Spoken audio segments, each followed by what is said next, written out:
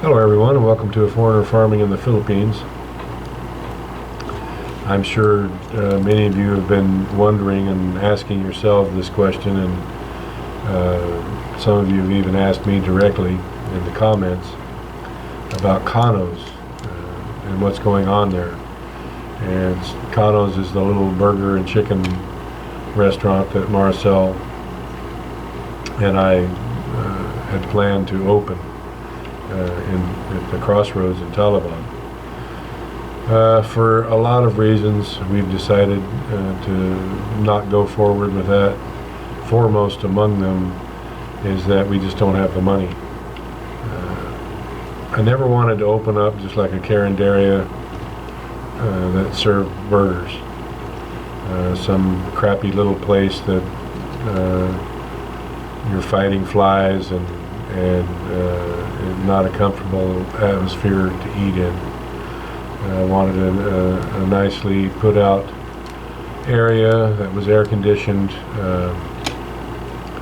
and to make all that happen in the building that we were at would be about 10,000 US dollars, which we just don't have. Restaurants also are a risky thing, even though that everyone who's tasted one of my hamburgers or the chicken that we've made said it wouldn't be a risk at all. It's still an up in the air kind of thing. It's a roll of the dice, and we would be rolling the dice with money that we can't spare at the moment. Not to say that we'll never do it, but for now, with the particular things going on with this location, we've decided against it. We haven't paid the rent on that building since February, I think, and we haven't been able to get a hold of the owner. And even in the beginning, it was kind of dicey with this particular landowner. One of the reasons that now that I don't want to go forward is I could never nail her down on a written lease, and I would never move forward on anything like that unless I had a written lease. And from our conversations with this person, she kind of let it slip out of the bag that if the restaurant was really successful, she would expect more rent, and that's just not going to happen. If it's really successful, it's because of something we're doing, not something she's doing. So she's not going to get an extra reward just because the restaurant is successful. That combined with no written lease and the probably 2,000 to 2,500 US in renovations that we would have to do to the building was kind of the deal breaker. Also, this particular building, I don't want to put too much of this lady's business on the street, but there was also some question about whether or not we would be able to get the permits that we needed. That if even in fact this building was illegal. So it was just too much in the cards that were against it. Who knows, 6 months, a year from now, might change my mind. When the piggery starts making a good income, which is just right around the corner, this next quarter will be pretty good. And honestly, I would much prefer just to buy a little 400 or 500 square meter lot and build a building from scratch and have it the way that I want it. And the main selling point of this particular place was the location. You can't go in or out of Taliban without driving by this particular location. So the foot and auto traffic along this particular road was the best in town. But circumstances have all come to a head, and we've just decided not to move forward on it. And it seems like I can't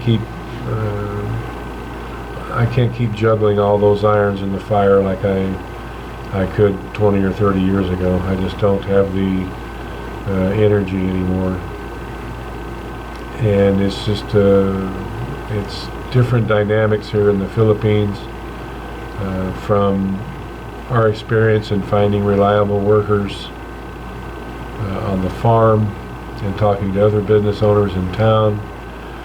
They have the same problem finding reliable workers. No one wants to work. I guess it's like it was in the States in the last 10 years I had my business there. Everybody wants to start out being the boss and have 2 months of paid vacation and 6 people to supervise in an air-conditioned office. Four I think, other business owners that I've talked to just can't find people that want to work. The real go-getters here either have their own business or they're working overseas. And quite frankly, what's left is not the cream of the crop. So all those factors all together, we've just decided to hold off on it. Not that it's never going to happen, but it's going to be 6 months to a year, until probably a year if we have to buy our own property and build our own building. Again, there's not many nice places to rent in Taliban. They're all broken down, ramshackle places that a Westerner would not feel terribly comfortable eating in. They're all just substandard. And not that our clientele would be exclusively Western. Every Filipino that has tasted either the burger or the chicken that I've come up with love it. And I can tell when people are being courteous and just don't want to say it tastes like crap, I don't like it. I can tell that it's genuine. When they eat a hamburger and ask for another one, that's a pretty good clue. When they weigh 110 pounds and they eat 7 pieces of chicken instead of the 2 they normally would, that's a pretty good indication that they like it. It's always been a dream of mine since I was like 16 years old and worked in a fast food restaurant to have one of my own. It was another reason of the many reasons that I decided to come to the Philippines, because I was of the opinion, and rightly so, that I could make it happen here for much less than I could in the United States. Just to set up a licensed kitchen in the States with all the stainless steel and food service certified appliances in it could run you $50,000 US just for the kitchen, let alone the tables and chairs and utensils and all the other equipment. So, you know, to open up a mom and pop burger shop in the States could be $100,000 easy, whereas here I'm looking at 10. So we'll make it happen at some point, just not right away. So I just wanted to update everyone and keep you in the loop on that. Thank you, everyone. Please like, comment, share, and subscribe.